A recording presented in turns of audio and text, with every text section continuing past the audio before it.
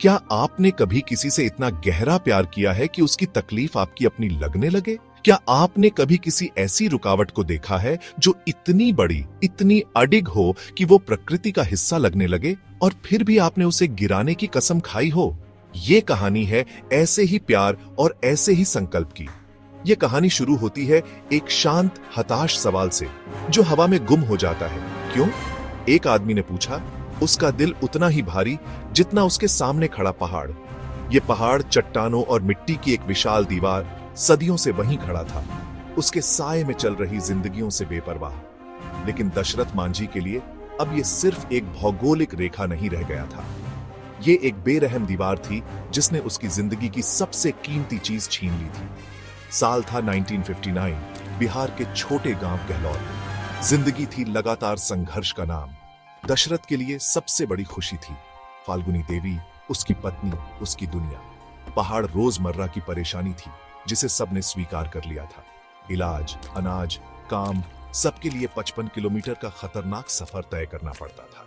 लेकिन उस मनहूस दिन पहाड़ सिर्फ एक परेशानी नहीं रहा, वो उसकी दुनिया की सारी गलतियों का प्रतीक बन गया। उसने एक वादा किया, अब ये पहाड़ किसी और की जिंदगी नहीं लेगा। उसके पास थे सिर्फ एक हथौड़ा, छैनी और 2 मेहनत से सख्त हुए हाथ। गांव वालों ने उसकी आंखों में पागलपन देखा, उसकी आवाज में यकीन सुना और सिर हिलाकर अफसोस जताया। लेकिन दशरथ मांझी अब शक की आवाजें नहीं सुन रहा था। वो पहाड़ के दिल में रास्ता बनाएगा या कोशिश में अपनी जान दे देगा। दशरथ मांझी का जन्म मुसहर समुदाय में हुआ, जो समाज के सबसे हाशिए पर था। गहलौर गांव मिट्टी की झोपड़ियों का छोटा सा झुंड पहाड़ के साए में बसा था। ये पहाड़ खूबसूरत नहीं बल्कि एक पिंजरा थे। स्कूल, अस्पताल, बाजार से काट देने वाली दीवार। दशरथ अपने पूर्वजों की तरह भूमिहीन मजदूर था। दिन भर पत्थर तोड़ता, मुश्किल से परिवार का पेट भरता। उसकी दुनिया की सबसे बड़ी रोशनी थी उसकी पत्नी फाल्गुनी देवी। फाल्गुनी ने उसकी गरीबी के पार उसकी अच्छाई देखी। उनकी शादी दशरथ के लिए सबसे बड़ी खुशी थी।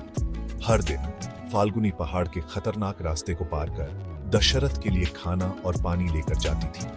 रास्ता संकरा, खतरनाक और बेरहम था, लेकिन उसने कभी शिकायत नहीं की। दशरथ दूर से उसे आते देखता और उसका दिल प्यार और शुक्रगुजारी से भर जाता। उनकी आर्थिक हालत हमेशा डांवाडोल रहती थी। पहाड़ हमेशा उनकी अलगाव और बेबसी की याद दिलाता था। अगर कोई बच्चा बीमार पड़ जाए तो डॉक्टर तक पहुंचना पहाड़ के कारण लगभग नामुमकिन था। गहलौर के लोग जैसे फंसे हुए थे, उनकी किस्मत उस पहाड़ में ही लिखी थी। दशरथ और फाल्गुनी ने यह संघर्ष साथ में झेला, एक दूसरे की मौजूदगी में ताकत पाई। वो दिन भी बाकी दिनों जैसा ही था जब दशरथ अपने काम पर निकल चुका था। दोपहर के करीब उसने सोचा कि फाल्गुनी हमेशा की तरह खाना और पानी लेकर आती दिखेगी। लेकिन जैसे जैसे सूरज ऊपर चढ़ता गया, उसका इंतजार बेचैनी में बदल गया। फिर खबर आई, फाल्गुनी पहाड़ के रास्ते पर फिसल गई थी। वो बुरी तरह घायल थी, खून बह रहा था और बहुत दर्द में थी। अस्पताल वजीरगंज में था, जो पहाड़ के चारों ओर 55 किलोमीटर दूर था। अगर पहाड़ के आर पार सीधा रास्ता होता तो दूरी 5 किलोमीटर से भी कम होती। गांव वालों की मदद से उन्होंने वो लंबा और दर्दनाक सफर शुरू किया, लेकिन समय पर इलाज न मिलने की वजह से फाल्गुनी देवी ने दम तोड़ दिया। दशरथ के लिए उसी पल दुनिया खत्म हो गई। पहाड़ अब उसकी तकलीफ और सिस्टम की बेरहमी का प्रतीक बन गया। फाल्गुनी की मौत के बाद दशरथ एक भटका हुआ साया बन गया था। उसके लिए अब यह पहाड़ ही असली गुनहगार था। बाकी लोग जहां एक भौगोलिक रेखा देखते थे, उसने अब एक निजी दुश्मन देखना शुरू कर दिया था। उसके दुख के कोहरे में अब एक आग जलने लगी थी, अडिग इरादे की। उसने तय कर लिया कि जो फाल्गुनी के साथ हुआ वो अब किसी और के साथ नहीं होगा। उसने अपनी बकरियां बेच दी और हथौड़ा, छैनी, सब्बल खरीदी। ये उसके हथियार थे एक ऐसे युद्ध के लिए जो पहाड़ के खिलाफ था। गांव वाले उसे पागल समझते, लेकिन दशरथ अब किसी की नहीं सुन रहा था। उसने अपनी जगह चुनी, गहरी सांस ली और पहला वार किया। हथौड़े की आवाज जो छैनी से टकराकर पत्थर में गूंजी, बगावत की शुरुआत थी। अब वो सिर्फ दशरथ मांझी, गरीब मजदूर नहीं था, वो एक मिशन पर था। When Dashrath began his Herculean task, he was met with ridicule from his fellow villagers. His solitary figure against the massive rock became a spectacle. Children laughed, adults mocked. "Look at the madman fighting the mountain," they'd say.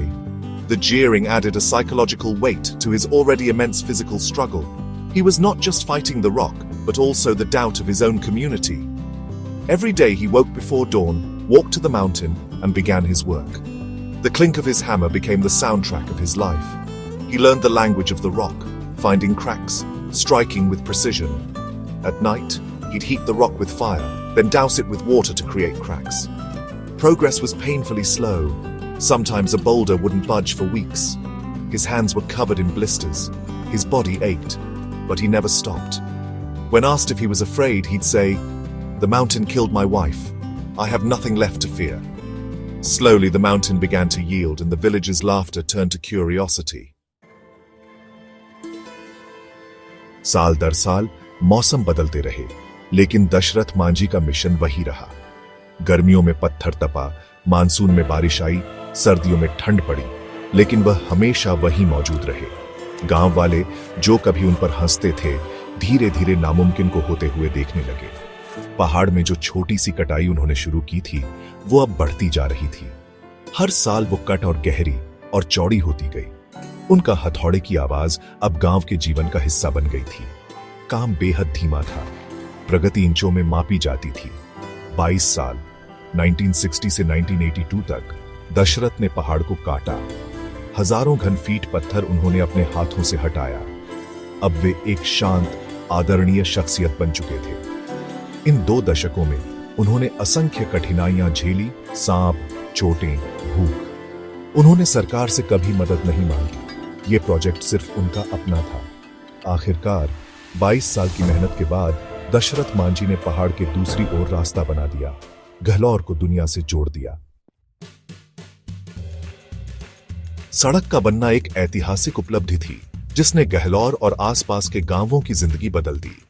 अब बच्चे school जा सकते थे, बीमार लोग अस्पताल पहुंच सकते थे, किसान अनाज बाजार ले जा सकते थे। दशरथ द्वारा बनाई गई ये पगडंडी अब एक जीवन रेखा बन गई थी। उन्होंने सिर्फ एक सड़क नहीं बनाई, बल्कि आने वाली पीढ़ियों के लिए बेहतर भविष्य की राह खोली। उनकी उपलब्धि की खबर दूर दूर तक फैलने लगी। पत्रकार और सरकारी अफसर खुद गहलौर आकर इस चमत्कार को देखने लगे। दशरथ मांझी, जिसे कभी पागल समझा गया, अब नायक बन चुके थे, माउंटेन मैन। उन्हें कई पुरस्कार और सम्मान मिले। सड़क का नाम उनके नाम पर रखने का प्रस्ताव आया, मगर दशरथ सादगी से भरे इंसान थे, अक्सर व्यक्तिगत इनाम ठुकरा देते। उनकी लड़ाई कभी अपने लिए नहीं थी, हमेशा गांव के लिए।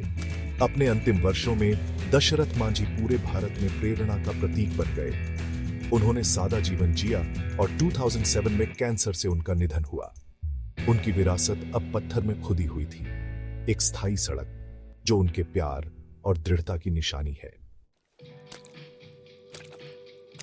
दशरथ मांझी की कहानी इतनी असाधारण थी कि उसे बड़े पर्दे पर आना ही था। 2015 में केतन मेहता ने उनकी जिंदगी पर मांझी द माउंटेन मैन बनाई। नवाजुद्दीन सिद्दीकी ने दशरथ मांझी के संघर्ष और जज्बे को जीवंत किया। फिल्म सिर्फ व्यापारिक तौर पर नहीं, बल्कि सांस्कृतिक घटना बन गई। इसमें दशरथ की यात्रा, फाल्गुनी के साथ उनका जीवन और 22 साल की जद्दोजहद को दिखाया गया। लाखों लोगों के लिए यह फिल्म एक खुलासा थी, एक आम आदमी भी असाधारण कर सकता है। फिल्म की टैगलाइन थी, प्यार के लिए पहाड़ तोड़ने में 22 साल लगे। उनकी जिंदगी को सिनेमा के जरिए अमर कर फिल्म ने उनकी विरासत को सुरक्षित कर दिया। आज भी उनकी कहानी स्कूल की किताबों, भाषणों और लेखों में जिंदा है। गहलौर अब प्रेरणा का स्थल है, जहां लोग उस पहाड़ को देखने आते हैं जिसे एक आदमी ने प्यार के लिए जीत लिया।